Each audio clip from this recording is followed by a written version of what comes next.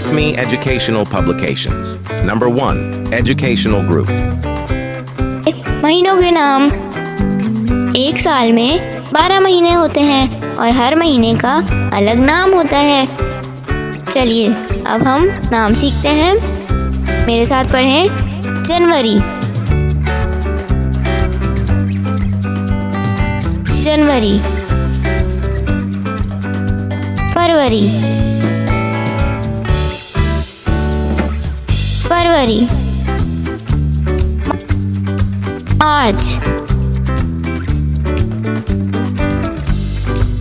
मार्च। अप्रैल, अप्रैल।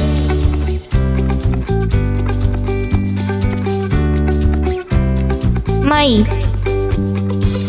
मई।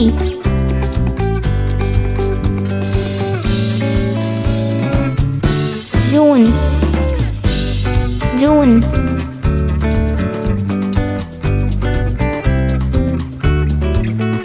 जुलाई, जुलाई।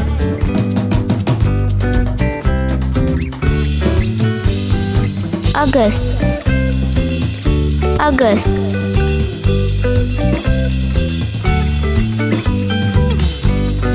सितंबर, सितंबर।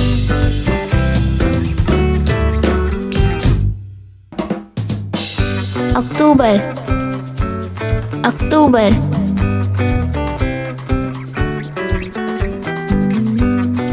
नवंबर, नवंबर।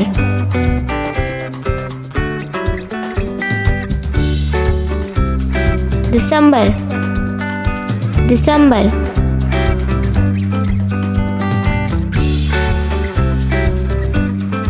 तो बच्चों, ये थे साल के 12 महीनों के नाम।